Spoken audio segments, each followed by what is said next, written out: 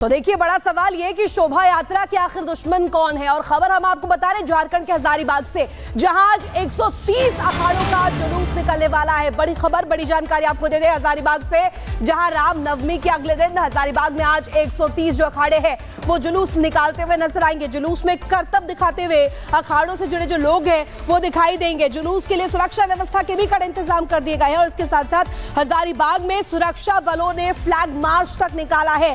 साथ ही आपको बता दें, रामनवमी के समारोह के बाद जुलूस का कार्यक्रम हजारीबाग में होता आया है और ऐसे में जिस तरीके से बीते दिनों जो तस्वीर हजारीबाग से सामने आई थी, इसके बाद हेमंत सरकार जो है पूरी तरीके से चौकस हो गई है और लगातार वहां पर जो इंतजाम है सुरक्षा के ध्यान से कर लिए गए हैं, कड़े इंतजाम किए गए हैं। और इसके साथ साथ आपको बता दें, सुरक्षा बलों ने फ्लैग मार्च भी निकाला है। देखिए, आपको बता दें कि झारखंड के हजारीबाग में रामनवमी का त्यौहार 3 दिनों तक चलता है, लेकिन इन त्यौहार पर अब सियासी भी भारी पड़ती हुई नजर आ रही है। दरअसल पाकुड़ की बात करें, बड़का गांव की बात करें या फिर महूदी जैसे हिंदू इलाकों में राम शोभा यात्रा निकालने पर अब बैन लगा दिया गया है। इस सियासी बैन के पीछे का असल मकसद क्या है, ये जवाब हैरान कर देने वाला है। रिपोर्ट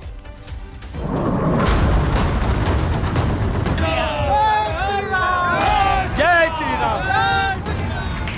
एक तरफ पुलिस का घेरा, दूसरी ओर राम भक्तों का डेरा। तस्वीरें झारखंड की हैं, जहां राम नवमी की शोभा यात्रा को लेकर बवाल शुरू हो गया। पाकुड़, बड़का गांव, महूदी में शोभा यात्रा पर रोक, राम नवमी पर निकलनी थी यात्रा। झारखंड का सरकारी प्रशासन सुरक्षा और कानून व्यवस्था का हवाला देकर कह रहा है शोभा यात्रा को बैन किया गया, लेकिन आरोप लग रहे हैं कि मुस्लिम डेमोग्राफी की वजह से और सियासी तुष्टीकरण की नीति की वजह से शोभा यात्रा के रास्ते में कंकड़ बिछाए गए। झारखंड में हेमंत सोरेन की कांग्रेस गठबंधन वाली सरकार है और बीजेपी के नेता बाबूलाल मरांडी कह रहे हैं हिंदुओं के साथ भेदभाव कर रही है सरकार। अघोषित रूप से ग्रेटर बांग्लादेश बनाने की तैयारी हो रही है। हजारीबाग के महूदी में तो 2018 के बाद से रामनवमी के जुलूस में अवरोध होता ही रहा है। 2024 में भी हिंसा और तोड़फोड़ की खबरें आई थी। वैसे 90 के दशक से यहां राम यात्रा बैन थी, लेकिन जब 41 साल का सूखा टूटा तब से सियासत जारी है।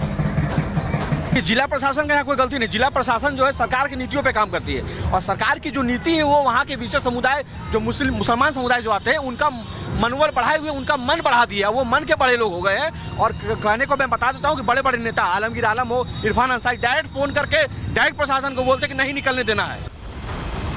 झारखंड में रामनवमी का त्योहार एकादशी तक चलता है, यानी कि 3 दिन तक झारखंड राममय रहता है। ऐसे में अब करीब 130 अखाड़े शोभा यात्रा पर अपना कर्तव्य भी दिखाएंगे। ऐसे में देखने वाली बात यह होगी क्या रामनवमी के इस त्योहार पर इस शोभा यात्रा के जरिए विरोध की आंच पर एक बार फिर सियासत की हांडी चढ़ाई जाएगी। Report, Republic Bharat. तो देखिए, रामनवमी पर जुलूस को लेकर सियासत किस कदर की जा रही है। और वहीं बंगाल की अब बात करेंगे। बंगाल के रक्त रंजित चेहरे से हर कोई वाकिफ है, लेकिन रामनवमी पर जो हुआ वो शर्मनाक है। ममता बनर्जी ने शोभा यात्रा की सुरक्षा को लेकर बड़े बड़े दावे किए, लेकिन जो तस्वीर सामने आई है उसने बंगाल पुलिस की पूरी तरीके से पोल खोलकर रख दी है। और अब पत्थरबाजी को लेकर सियासत भी उफान मार रही है। रिपोर्ट दिखाते हैं आपको।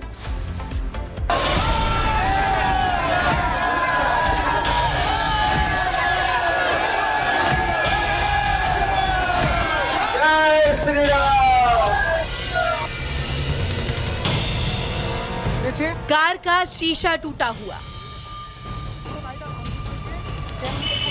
कार पर पत्थर के निशान, देखो, और कार के पीछे शोभा यात्रा में शामिल कुछ लोग।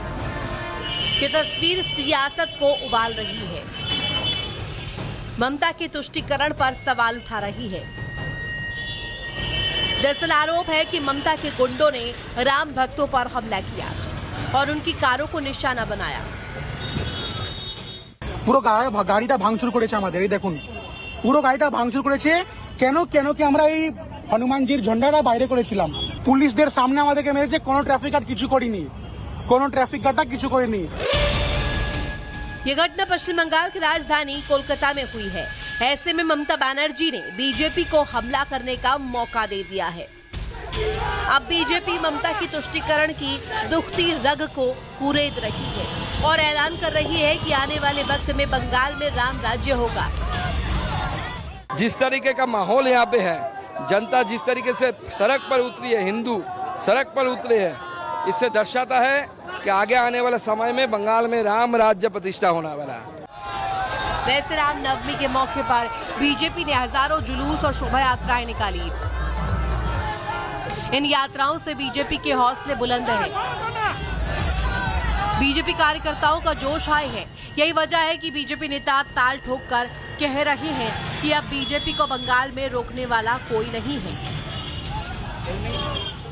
क्या कहेंगे सर? हिंदू ताकत दिखा रहा है। देखिए, हिंदू ताकत दिखा रहा है। हिंदुस्तान में जीना है तो हिंदू हित में काम करना है। बंगाल में हिंदू हित में जो काम करेगा, बंगाल में वही राज करेगा। जोरदार मनाया जाएगा। हिंदुस्तान में रामनवमी नहीं होगा तो कहाँ? लंदन में होगा। यहाँ राम यहाँ के राष्ट्र पुरुष है।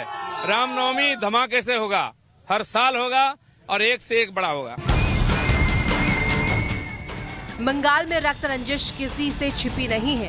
कोई भी त्योहार हो, चुनाव हो, बिना खून खराबे के खत्म नहीं होता। वैसे भी मां माटी मानुष के ध्येय वाक्य बना करके बंगाल की सत्ता में स्थापित हुई ममता बनर्जी अब ना तो मां के साथ इंसाफ कर रही है, ना ही माटी के साथ और ना ही मानुष के साथ।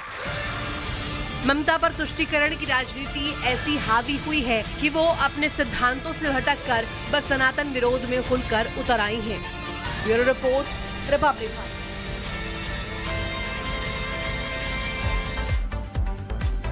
और इसी खबर पर सुमित हमारे साथ लाइव जुड़ चुके हैं। सुमित, पश्चिम बंगाल में आखिर ऐसा क्यों होता है, चुनाव हो या फिर कोई भी हिंदू त्योहार, जब तक खून खराबा ना हो, बवाल ना हो, स्थिति खराब ना हो, तब तक कुछ खत्म नहीं होता। कल भी ऐसा ही देखने को मिला। शोभा यात्रा निकाली गई, पत्थरबाजी कर दी गई। आखिर बार बार ममता सरकार का ये तुष्टीकरण वाला चेहरा उजागर क्यों हो रहा है?